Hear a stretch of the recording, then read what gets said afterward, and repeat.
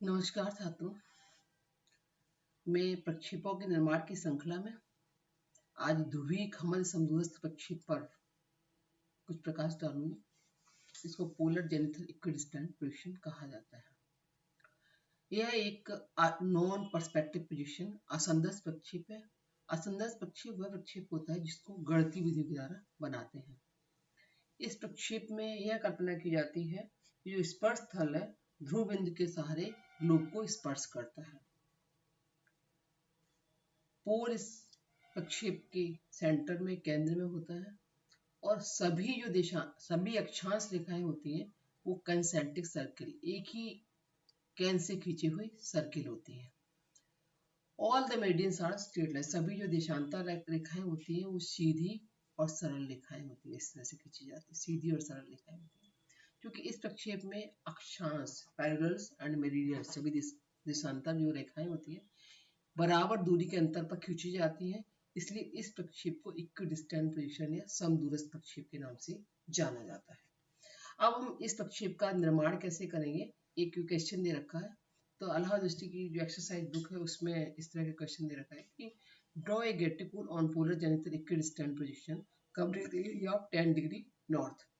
10 डिग्री उत्तरी अक्षांश के लिए एक पोलर जेनिथल पोजीशन की रचना करनी है और इसका जो RF है 1:20 करोड़ दे रखा है, 20 करोड़ दे रखा है। और इंटरवल हमें अपने आप सिलेक्ट करना है कि हम इंटरवल 10 डिग्री का लेंगे या 20 डिग्री का लेंगे। तो सबसे पहले हम इसका रेडियस निकालेंगे। रेडियस का जो फॉर्मूला है इलेक्ट्रिक गोले का अर्धव्यास है। पृथ्वी का वास्तविक अर्धव्यास 63 करोड़ 50 लाख है और प्रदर्शक भिन्न का हर या डिनोमिनेटर ये 20 करोड़ है। जब इससे इसको डिवाइड किया तो इसका 3.17 सेंटीमीटर आया। अब इसके बाद ये देखना है कि हमारा जो अक्षांश रेखाओं के बीच में अंतर क्या है। तो जनरली 10 डिग्री का और 20 डिग्री का इसमें हो सकता है। और 10 डिग्री का लेंगे तो 90 तो पोलर पॉइंट होगा। 80 डिग्री का एक अक्षांश बनेगा, 70 का, 60 का, 50 का, 40 का, 30 का, 20 और 10 डिग्री का लैटिट्यूड बनेगा। और 20 डिग्री का इंटरवल लेते हैं तो 90 डिग्री का, 70 का, 50 का, 30 का और 10 डिग्री का। इसमें 1 2 3 4 मतलब 5 अक्षांश अगर ध्रुव बिंदु को बनाएंगे तो 5 अक्षांश माने जाएंगे। तो इसको हमने 20 डिग्री का इंटरवल लिया है। तो इसका जो फॉर्मूला है डिस्टेंस बिटवीन द पैरेलल्स, जो पैरेलल्स हैं ये अक्षांश है जिस 90 70 70 50 इनके बीच में क्या डिस्टेंस है। तो इसको कैलकुलेट करने का जो फॉर्मूला है pi r into interval divided by 180। तो इसमें ये 90 डिग्री का हुआ, ये 70 का, ये 50 का, ये 30 का, ये 10 का। तो इन दो के बीच में जो डिस्टेंस सभी का चूंकि बराबर तो एक का हमें डिस्टेंस निकालना होगा। तो हमने 20 डिग्री इंटरवल ले लिया। तो पाई की वैल्यू 3.1416 हो गया, आर की वैल्यू 3.17 होगी। इंटरवल हमने 20 डिग्री का लिया और 180 से डिवाइड किया। कभी कुछ जो बुक्स हैं उसमें फॉर्मूला जिसका दे रखा है वो आपका 2 pi r into interval divided by 360। तो दोनों एक ही हैं इंटू 360। अगर 2 हटा दे 2 का तो 180 आ जाएगा। तो इसको पाई आर करके भी कर सकते हैं। 2 पाई आर करेंगे तो 360 से डिवाइड करना पड़ेगा। क्योंकि इस प्रक्षेप में किसी भी देशांतर रेखा की जो लंबाई होती है वो पाई आर के बराबर होती है और इसमें अक्षांश में चूंकि समान दूरी पर खींचे गए इसलिए इसमें अक्षांश वृत्तों के बीच की जो दूरी है वो इसी सूत्र से ज्ञात की जाएगी, pi r into interval divided by 180। तो इसको जब हमने इसका जो कैलकुलेशन किया तो करीब 1.1 सेंटीमीटर दो अक्षांश रेखाओं के बीच की डिस्टेंस आई। अब इस प्रक्षेप का निर्माण कैसे करना है। तो सबसे पहले हमने बताया था कि हमारे अक्षांश होंगे 90 डिग्री, 50 डिग्री, 30 डिग्री और 90 डिग्री, 70 डिग्री, 90 डिग्री होगा,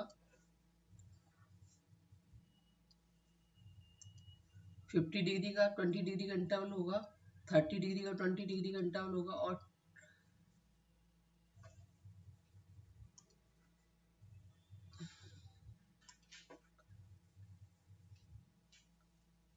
70 डिग्री का होगा, 50 डिग्री का होगा, 30 डिग्री का होगा और 10 डिग्री का होगा। तो हमारे ये मतलब 5 अक्षांश होंगे और इनको हमें निकालना है। तो 90 डिग्री तो ये पोलर पॉइंट हो गया, 70 डिग्री का हमने ये 1.1 सेंटीमीटर की दूरी लगाई, इसके बाद 50 का 1.1 सेंटीमीटर का, इसके बाद 30 का 1.1 सेंटीमीटर, इसके बाद ये 10 डिग्री का। इसके सर्किल इस प्रकार से हमने इसको प्रकार की सहायता से खींच लिया, कंपास की सहायता से हमने इसकी सर्किल इस तरह से खींच लिए, ऐसे करके कंपास की सहायता से हमने इसकी सर्किल खींच ली। अब इसमें इंटरवल, इसमें देशांतर रेखा खींची, देशांतर रेखा भी समान दूरी के अंतर पे है। तो चूंकि ये हम नॉर्दर्न हेमिस्फीयर के बना रहे हैं, तो नॉर्दर्न हेमिस्फीयर 180 हमेशा ऊपर रहता है और 0 डिग्री जो होता है हमेशा नीचे रहता है। और अगर सदर्न हेमिस्फीयर का बनाना है तो 0 ऊपर रहेगा, 180 आपका नीचे रहेगा। तो अगर इसके अगर हम देशांतर रेखाएं देखनी है तो हमें 0 डिग्री की होगी, 20 डिग्री की होगी, 40 डिग्री की होगी, 60 डिग्री की होगी, 80 डिग्री की होगी, 100 की होगी, इसके 120, 140, 160 और 180। इस प्रकार से इसकी देशांतर रेखाएं होंगी। तो इसको ये इसी प्रकार से ईस्टर्न होगी, इसी प्रकार से वेस्टर्न होगी। तो हमने यहाँ पे एक प्रोटेक्टर चांदा रखा, और चांदा रखकर के ये 0 डिग्री है पॉइंट, 0 डिग्री का एक 20 डिग्री का पॉइंट लगा दिया, एक 40 डिग्री का लगा दिया, एक 60 डिग्री का, एक 80 डिग्री पे, एक 100 डिग्री पे, इसके बाद 120, 140 और 160 पे। इसी प्रकार से ये वेस्ट में भी, इसी प्रकार ईस्ट में भी लगाना है, 20 डिग्री, 40 डिग्री, 60 डिग्री, 80 डिग्री, 100, 120, 140, 160। अब इसके बाद इधर से ये जो पॉइंट है, ये पॉइंट, इस पॉइंट से स्केल के साथ इस पॉइंट को मिलाएंगे, क्योंकि हम इसको इधर से नहीं खींचेंगे, क्योंकि सारी अगर रेखाएं इसी से खींचेंगे तो ओवरलैप कर जाएंगी। तो हमने इस पॉइंट से स्केल रखा और इस पॉइंट को ऐसे करके मिला दिया, ऐसे करके। इसी प्रकार से यहाँ से स्केल रख के इसको मिला दिया। इस प्रकार से अब सारी जो हमारी देशांतर रेखाएं हैं सारी सारी हम ड्रॉ कर लेंगे स्केल के थ्रू। ये हमने सारी स्केल से हमने सारी देशांतर रेखाओं को ड्रॉ कर लिया।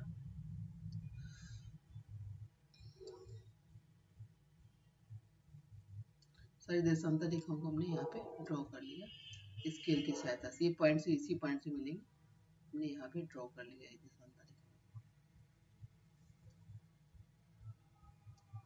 अब इनके बीच में हमें लॉन्गिट्यूड को लिखना है। ये हमारा 90 डिग्री हो गया, ये 70 डिग्री हो गया, ये 70 डिग्री हो गया, 70,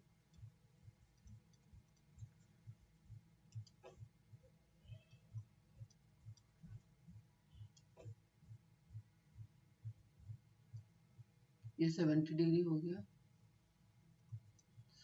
सॉरी ये 70 डिग्री इसका होगा, यहाँ पे 70 डिग्री होगा,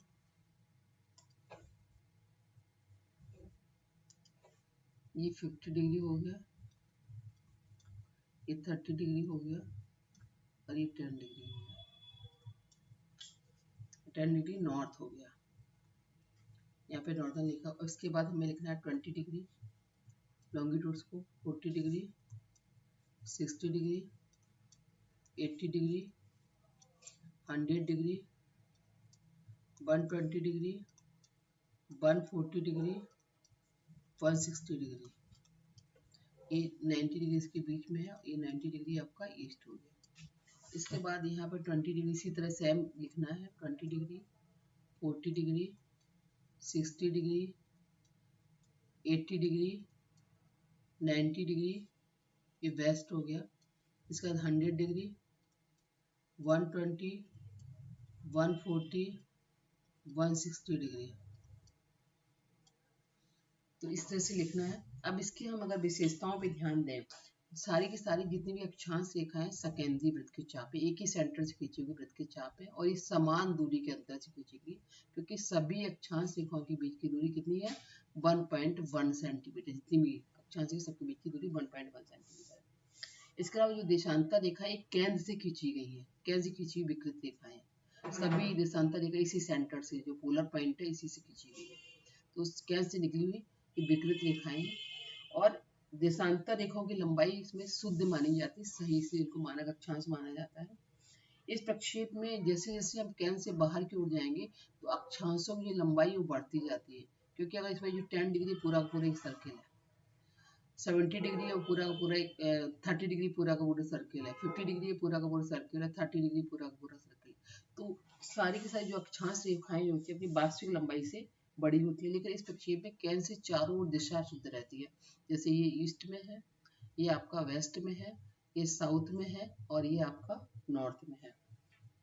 इस प्रक्षेप में अक्षांश और देशांतर रेखा समान एंगल पर काटती है और इस प्रक्षेप में 90 डिग्री से 50 डिग्री के बीच के जो देश होते हैं उन देशों का मानचित्र बनाने के लिए इस प्रक्षेप का उपयोग होता है। क्योंकि जैसे जैसे 50 डिग्री से ऊपर की ओर जाएंगे तो अक्षांश रेखाओं की जो लंबाई होती है अपनी वास्तविक लंबाई से बहुत अधिक ज़्यादा होती है, इसके कारण मैप्स में डिस्टॉर्शन हो जाता है। तो ये 50 डिग्री से 90 डिग्री के बीच के देशों के मानचित्र बनाने के लिए जो स्थित भूभाग है उनका मानचित्र बनाने के लिए इस प्रक्षेप का उपयोग किया जाता है।